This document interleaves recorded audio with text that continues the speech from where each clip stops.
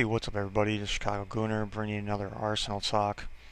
Today I'm going to bring something different other than transfer talk.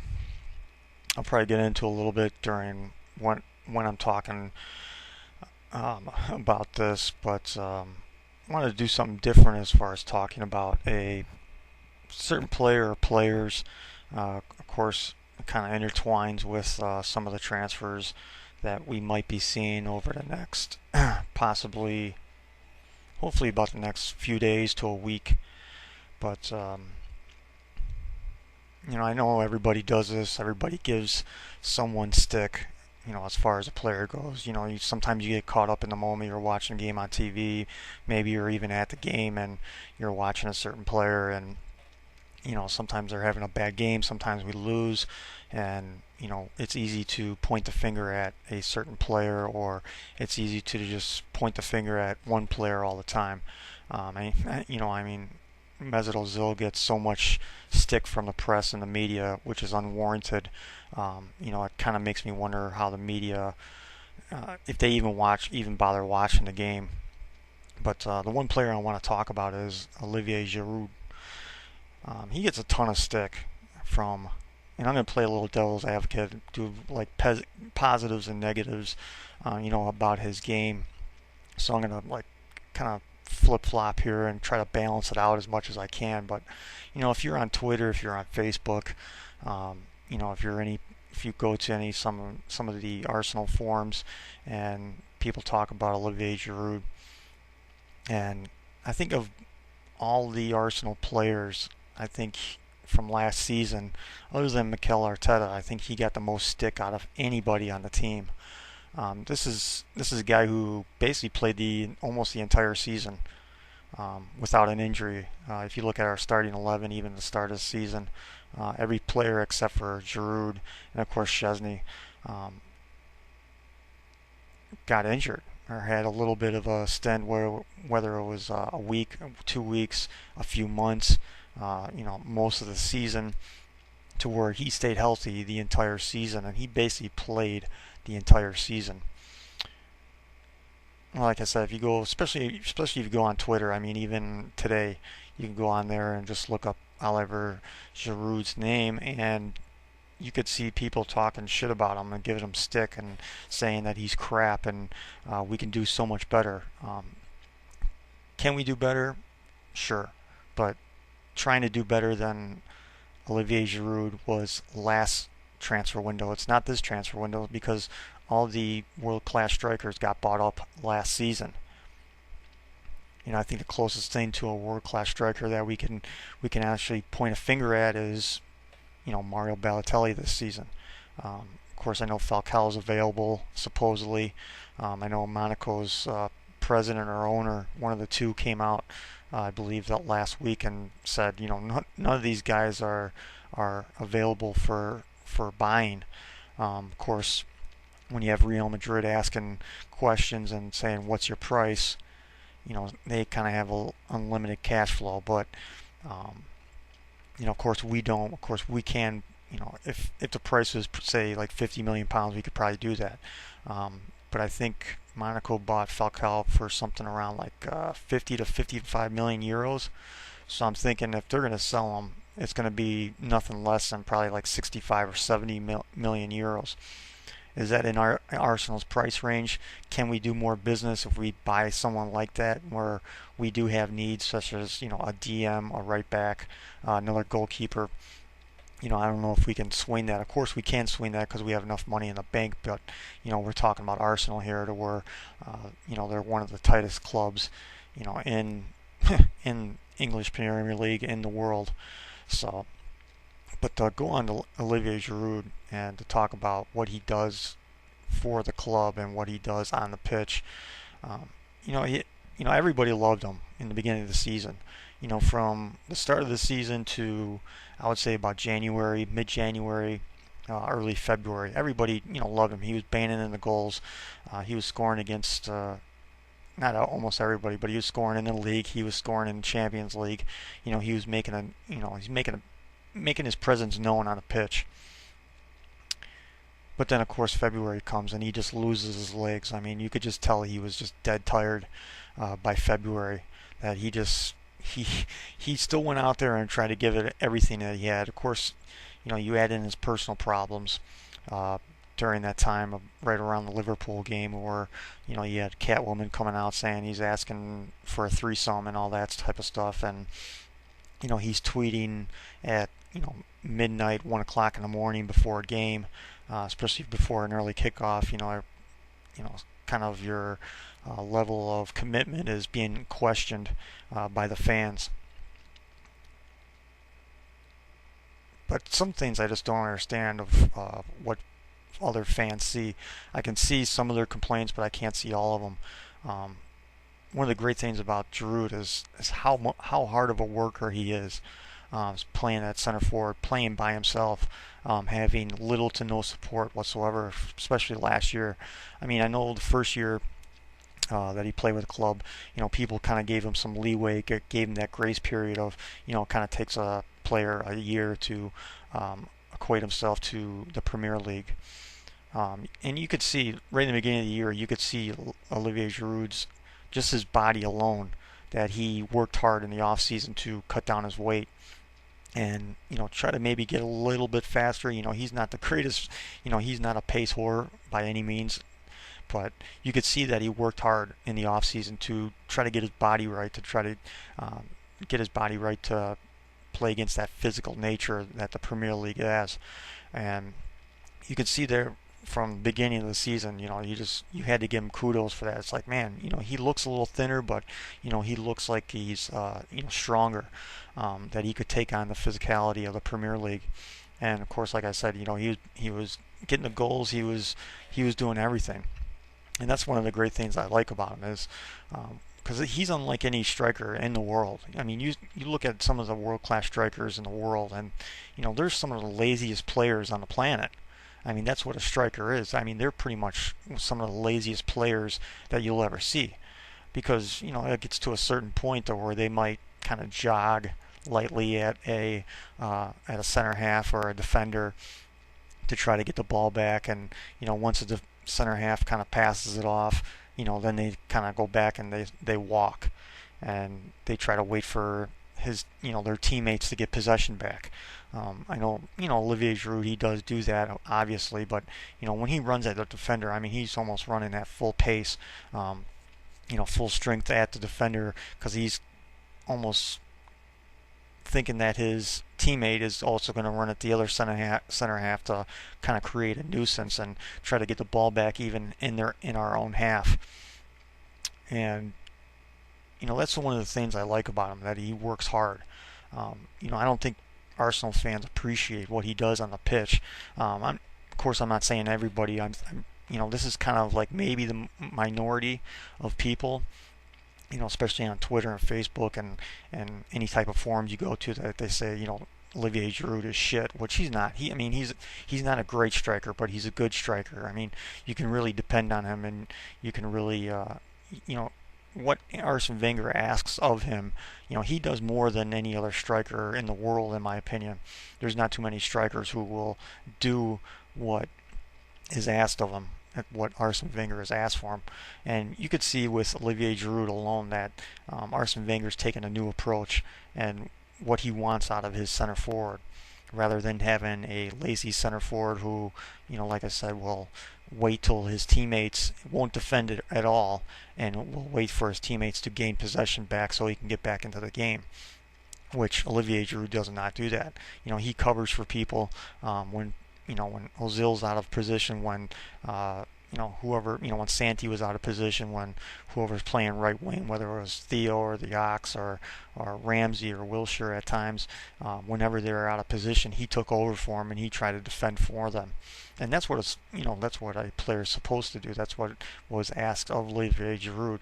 A lot of strikers, you just do not see it at all, and it's kind of shocking to see this continuously over and over again from players. And anytime that Chesney takes a goal kick, sometimes you see Giroud making a 15 to 20 yard run to try to get the ball, to try to get that head on the ball, to try to get it off his chest, to hold hold up the play and to get his teammates into the play. Um, he does so many things on the pitch, and of course, the main thing of a striker or center forward is to score goals. Of course, he scored 22 goals this past season in all competitions, and he probably could have scored more if there was squad depth. There was literally no squad depth in Arsenal this past season. Sonogo was hurt most of the season. Bentner just is Bentner was Bentner. He just didn't look interested at all. Um, the one time he did look interested, he scored a goal and then he hurt himself and he was out for the rest of the season. And then once Sonogo came back, it seemed like Wenger wanted to get him into the side, which is the right thing to do. I think when a player's ready to leave the club and he announces that he's going to leave the club, um, even before the season's over, you're basically saying, you know what, screw that guy. We're not going to play him. We're not going to even bother with him, which that's what he basically did with Bentner. Of course, you're saying, why didn't you do that with Sagna? Well, Sagna didn't really say he was going to leave the club until pretty much after the season. He was still open for contract talks, but Arsenal just didn't meet his demands. But of course, like I said, on the flip side, what people complain about the most is that he just doesn't score enough goals.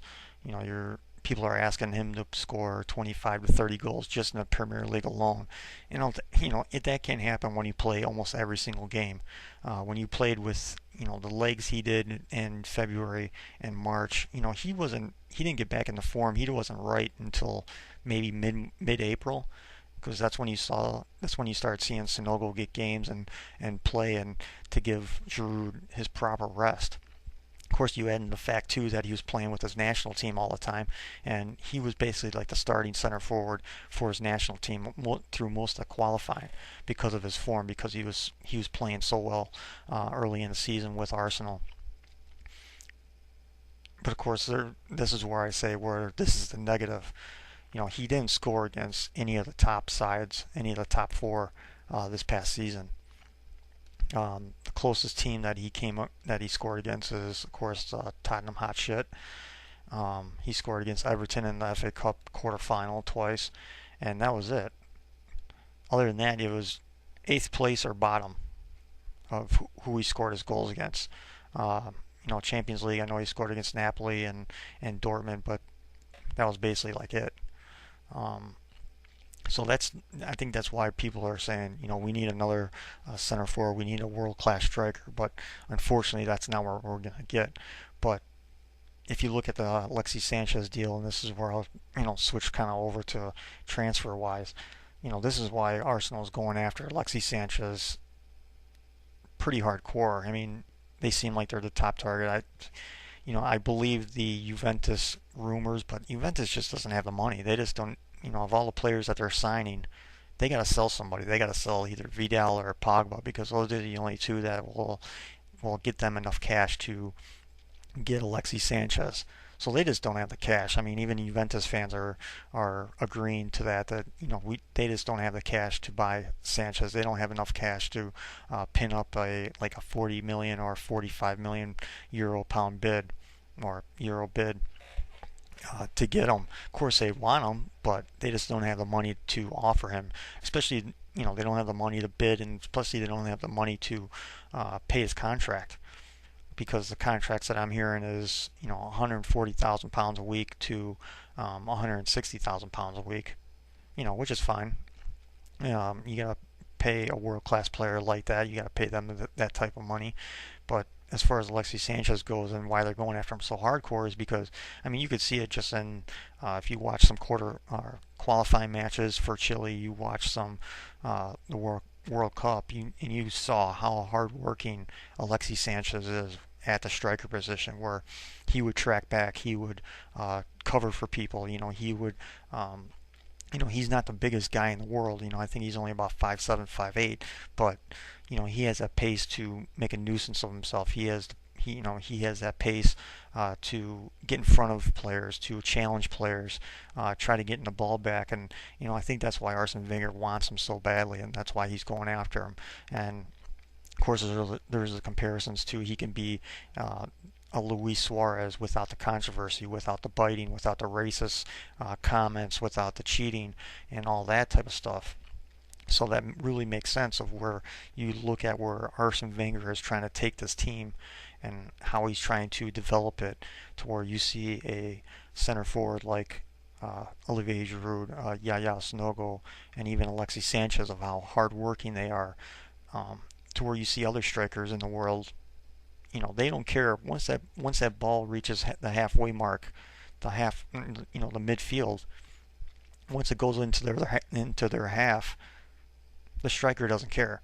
To where sometimes you'll see Olivier Giroud running into the box and trying to get the ball back. You're seeing him running all the way back in the box and helping him with crosses. I mean, of course, I just think the criticism is unwarranted sometimes for Olivier Giroud because the guy just plays his butt off. Even when he didn't have any legs, he didn't have the energy he had in the beginning of the season. He played his butt off, and he was playing for the badge, and he was playing for his teammates, and you could see that. But he still got tons of stick.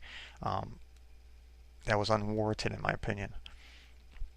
But you can see the development and where Wenger wants to take this team, to where he wants, if you, of course, you're going to have Chesney. He's not going to be a real defender in the most part, but he wants all 10 guys to be defending the ball and trying to get the ball back. And you can see what he wants out of those players. So, like I said, it's kind of unwarranted sometimes of how much stick he gets. He seems like he's the scapegoat for most Arsenal fans when things go wrong or when we lose games. And I mean, there's games, you could take the Liverpool game for example. I mean, we had like zero possession to do anything with the ball, but people still pointed the finger at Olivier Giroud like he had anything, like he could do anything about it without service, without anything, because none of the players came to play that day. So I think it's kind of, I think people need to have a little bit of open mind because, the second he leaves a club, I'm not saying he's going to leave this summer or next summer, who knows, maybe like 3 years from now, and say we bring in another striker, and that striker is lazy, and he doesn't do some of the things that Olivier Giroud did, and he doesn't do some of the things that maybe even Alexis Sanchez will do. We're going to be sitting here complaining, well, why didn't he run after the ball? Why didn't he run after that center half? Why didn't he do this? Why didn't he do that? So I think, as far as Olivier Giroud goes, I think Arsenal fans need to appreciate what he brings to the table and what he does. Of course, he doesn't have the blistering pace. He doesn't have the skill to really create his own shot. But, everything else that he does is pretty damn good. And I would just wish people would just watch games more instead of just ball watching. That's what people do with Mesut Ozil, where they ball watch instead of looking at all the other things he does without the ball, which is important, which is just as important as what he does with the ball. And the same goes for Olivier Giroud of how hardworking it is and how he can change a game without even scoring. You look at all the different kind of assists. He's a great assist maker as well. He's unselfish. Sometimes he's too unselfish. Sometimes I wish he was a little bit more selfish, and he would just take a touch and turn around and shoot. But that's here nor there. And hopefully this season when we get in more strikers, hopefully we get Sanchez, hopefully we get Remy, and that's some proper cover, that's some proper depth right there to help Olivier Giroud grow as a player to be even better. To that, we can give Giroud a week off, 2 weeks off here and there to just stay fresh. To when he does come in, I mean, every time that he came in as a sub, especially for the FA Cup games, I think he scored every time. I know he scored against Coventry. I know he scored two against Everton. I'm trying to think of the other game. Yeah, I think those are the other two. But anytime he came in as a sub, he did great. So I mean, we just need to give him.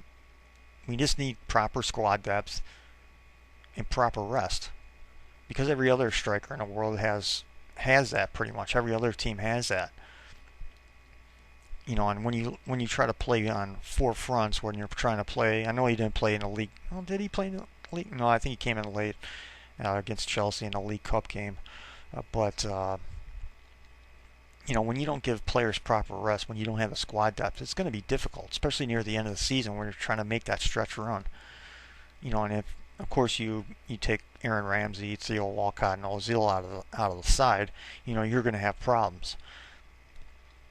So I wish people would just start watching games a little bit more and stop ball watching and try to appreciate what he does great for us instead of looking at all the little petty things I think that he doesn't do. But I think with proper rest, with proper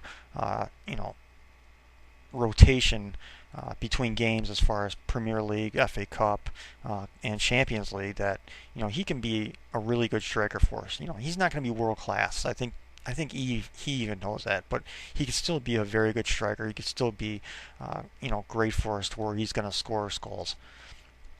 Of course, that kind of brings me into like the Remy thing. I think you're seeing all the Debuchy stuff coming out now. Of course, he said to a reporter after the France and Germany game that he's basically coming to Arsenal. He basically admitted it to a reporter. Of course, that's being splashed all over the news, and people are wondering, well, why isn't it announcing it? Why isn't it? Well, he just got back. He was still in France, or he was still in Brazil. I mean, you got to think, even after the France-Germany game, you can't really expect that whole team to just pack their bags and get on the next plane. I mean, I would think they were in Brazil for another day or two before they actually left. And of course, there's a picture of him landing in London. Well, of course, because he has to get back up to Newcastle to possibly get his things, and you got to give the guy time to actually get back in the swing of things. Or they probably had to take a trip from Brazil all the way back to France, and then he took another plane from France to back to London. And that takes time, and of course he has to get his medical done, and that takes time. Obviously it's a done deal. Everybody's reporting it, and I mean even admitted it. So I mean you just got to give it time to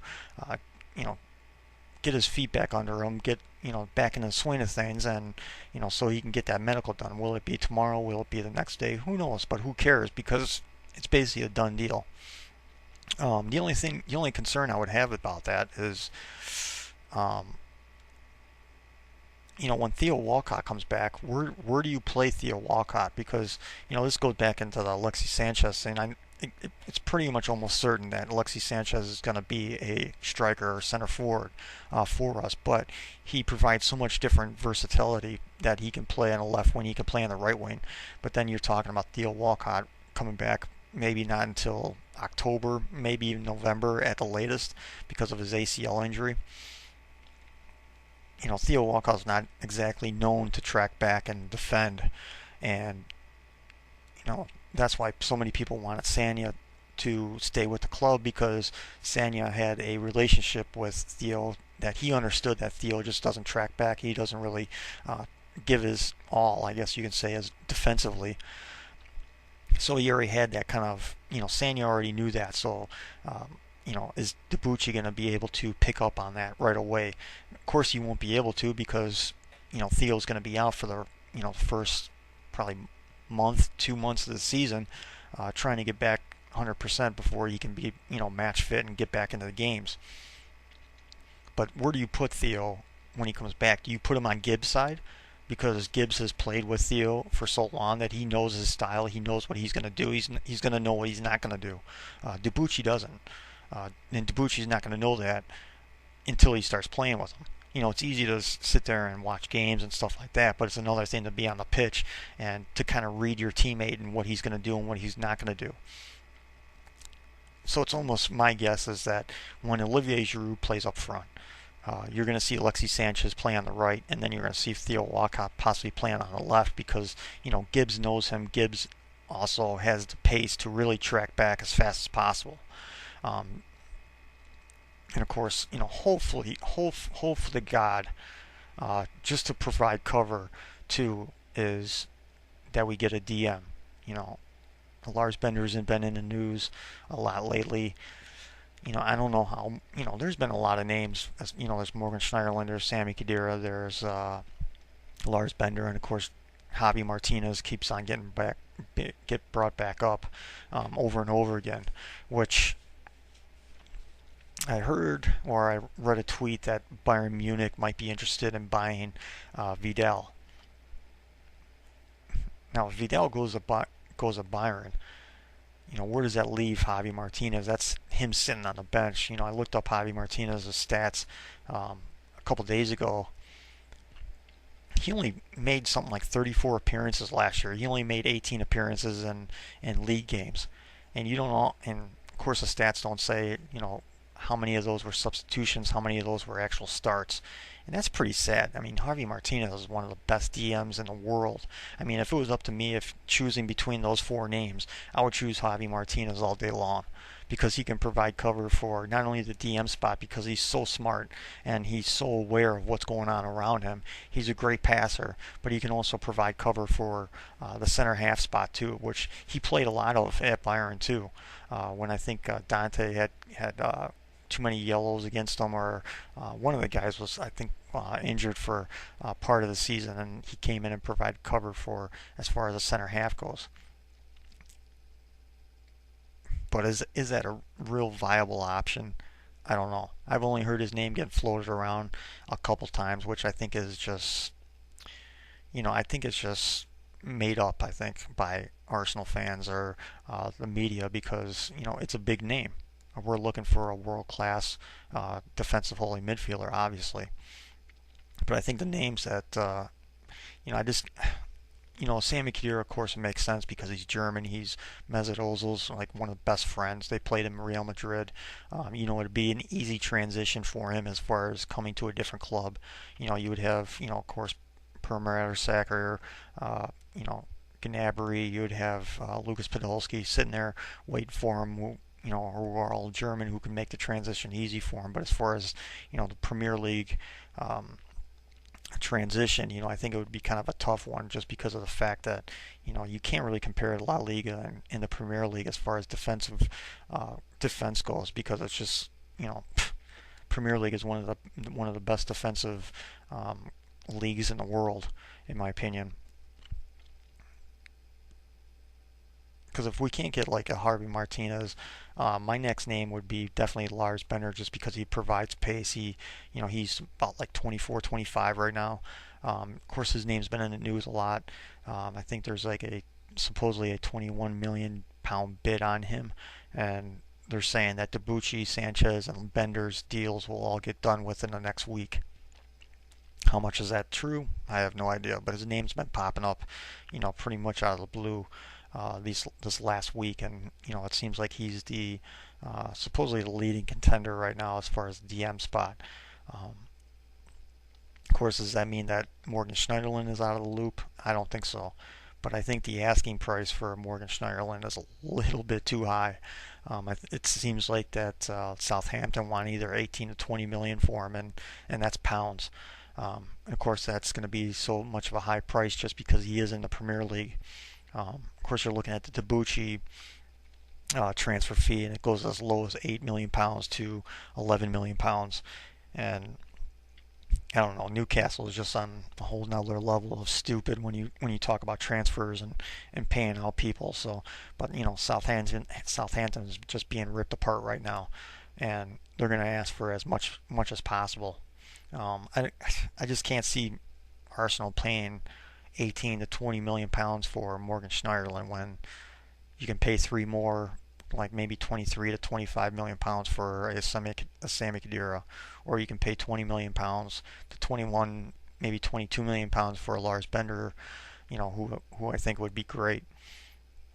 Any one of those names would be great because that, once you put a classic DM on the field, it just opens everything up.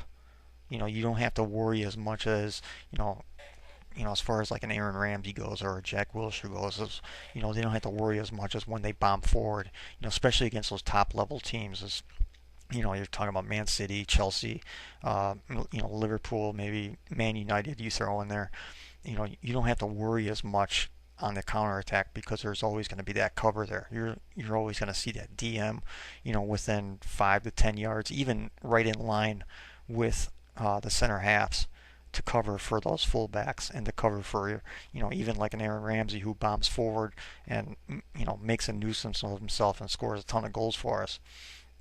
It's going to make a huge difference.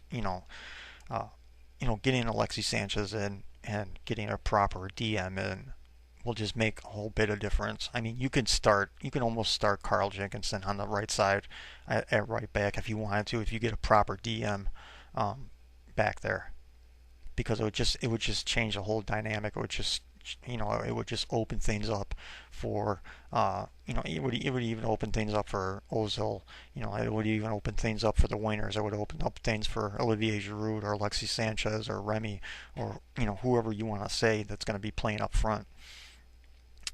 And of course, with Sanchez and Remy, and I've said this, in some of my other Arsenal talks, that they're versatile. Those, you look back since Arsene Wenger came to the club, and you can look at all the different players that have come through the club that have been wingers and forwards and center halves.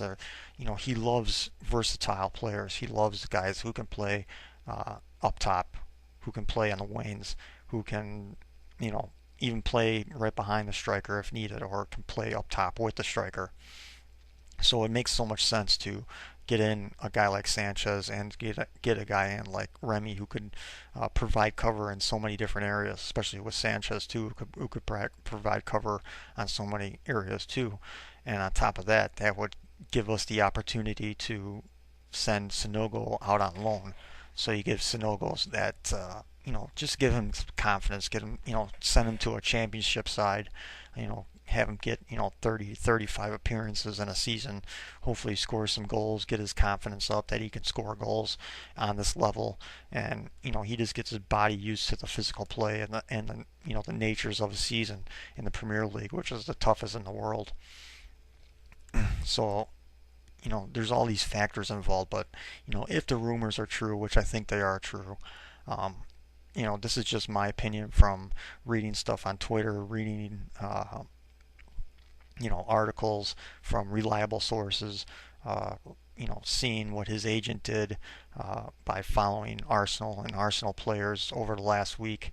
You have to look back all the way back to God, it was like early June, right before the World Cup even started, where Alexis Sanchez's name started popping up, that if he was going to leave Barcelona, he would want to come to England.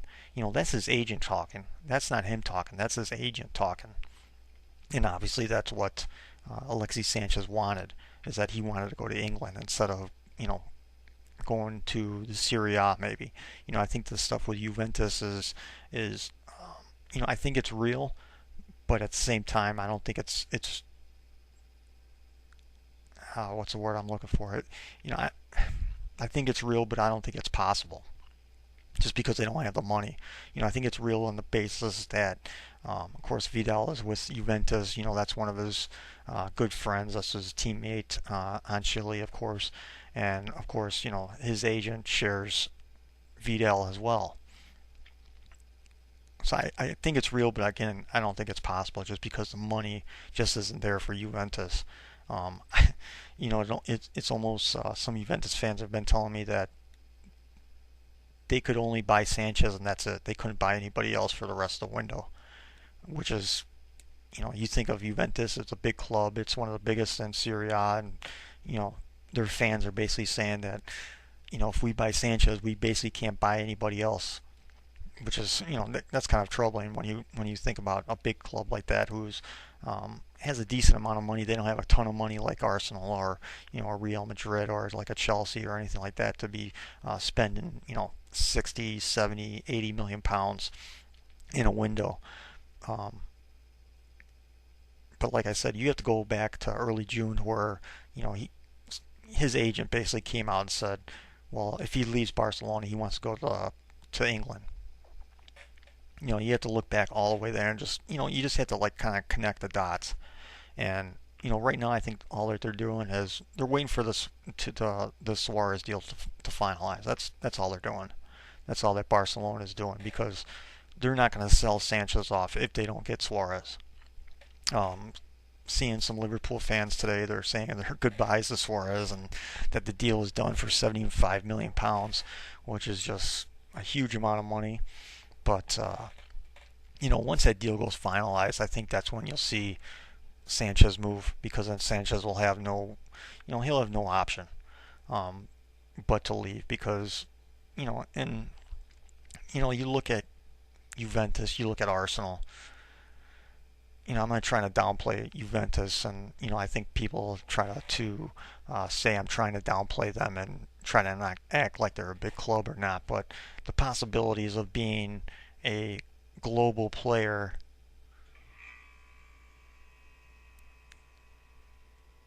you'd be better off with going to Arsenal because of their uh, marketing power.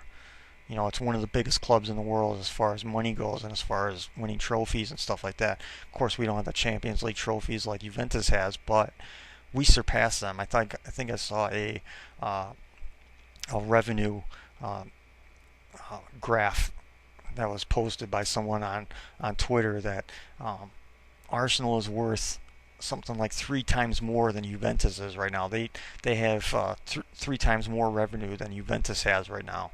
What does that really say?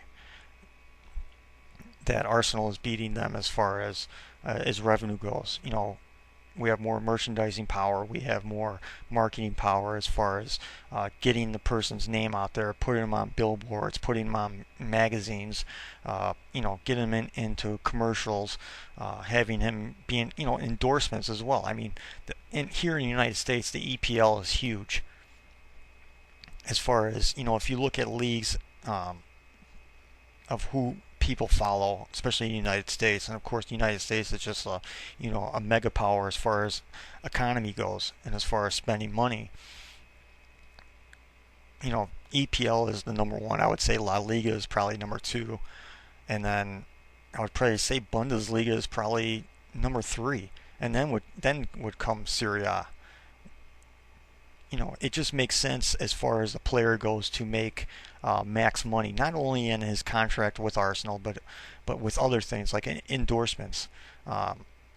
Getting his name out there as far as being a global icon around the world, as far as Asia, Africa. He's already a star in South America with Chile, and he's just a star in South America, period. Of course, you're looking at the United States to where, you're just starting to see the soccer revolution start to where you're seeing it become more popular and more popular. And, that's where you want a player to really up his status as far as getting the most money. Especially I'm sure his agent's been whispering into his ear saying the same thing. The best bet money-wise is Arsenal.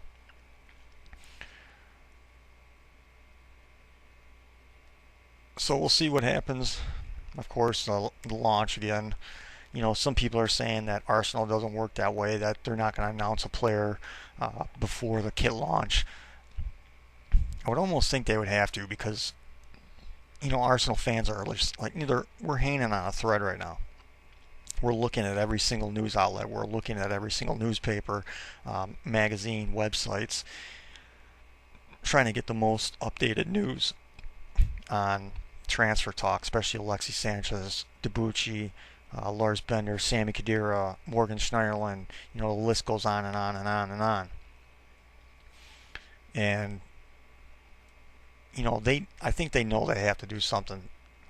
I think they know they have to do something, especially before the Puma launch, which is only a few days away, which I can't wait for. I really hope they announce a player. It would just, even if it's Debuchy, it would just create a buzz. It would just create a buzz of happiness that, we're not going to wait until the last day of the window before it slams shut to sign a player like we did last year.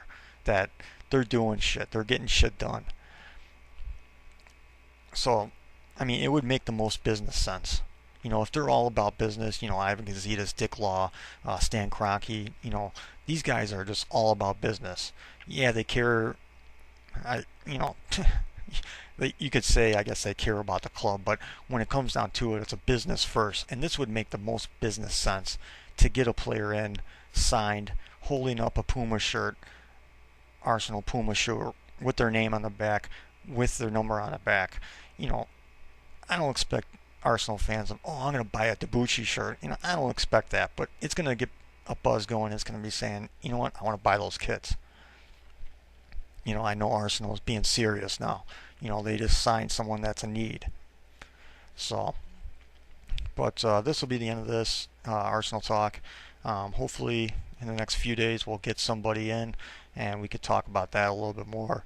And if anything else new comes up as far as transfer talk, you know, the one position I'm really worried about right now, not so much as because I think Sanchez is a done deal. I think it's, you know, we're just waiting on the Suarez thing to release. The one position I'm really worried about right now is the DM spot, and you know, we need that classic DM to come in because it would just, man, it would just solve a lot of our problems as far as going forward. So, yeah, I guess on another kind of conspiracy theory or kind of thing too is, you know, I think the Remy deal is done as well. Um, you know, I'm going back into what I'm saying. I'm done with this, but you know, I think almost the Remy deal is almost done. I think it kind of seems like that, in my opinion. Um, but I think they're waiting to announce that maybe after the Sanchez deal, because maybe Sanchez, you know, who knows if he's one of those players where, well, I don't like competition. I want to be the number one striker. I want to be the number one winger. Blah blah blah. You know, some players are like that. Some players don't like competition. You know, that's one of the basic reasons why he's leaving Barcelona, because you know, Barcelona is basically kicking him out so they can get the money for him. And, you know, his price tag is not going to be any higher, in my opinion, than it is now, you know, coming off a good World Cup and blah, blah, blah. But, you know, I think after the Sanchez deal, maybe after the Debuchy deal is done deal, that you might see a Remy being announced. Because, I mean, it's only 8 million. It's only 8 million pounds for his buyout clause. I mean, that's nothing. I mean, there's crap players that are going for 8 million pounds right now. They are just like saying, how is that guy going for 8 million? We can get uh, a striker who scores goals for shit clubs with the proper service, with the proper team behind him for 8 million. I mean, it's a no-brainer to get him for that less amount of money. So, but yeah, I'm just gonna end it here because I'm just gonna keep on talking and talking about this, because you know, this is how Arsenal fans think, and you know, this is how we talk. We just keep talking, talk until something actually gets done. So hopefully it does get done. Hopefully Ivan Gazidis and Dick Law are doing their jobs. You know, a lot of people are pointing the finger at Arsene Wenger. Why aren't you getting things done? Well, it's out of his hands right now. The only thing he can do is say, here's the player I want. Here's the evaluation. I think he's worth 40 million euros, maybe 42 million euros, and that's all he can do. You know, the negotiations for players and contracts go through Ivan Gazidis and Dick Law. So if you want to point the finger at somebody, don't point it at Wenger, because his job is done as far as identifying players, saying his evaluation of how much money it's going to take. You know, if the money goes up to say 50 million euros, you know, he might have to go in front of the board and say, you know, yes, we should do this. But you know, those are the guys that have to get this shit done, and they need to get it done quick. But like I said, I think it's already done. But again, this is for real now. I'm ending this, and we'll talk to you later.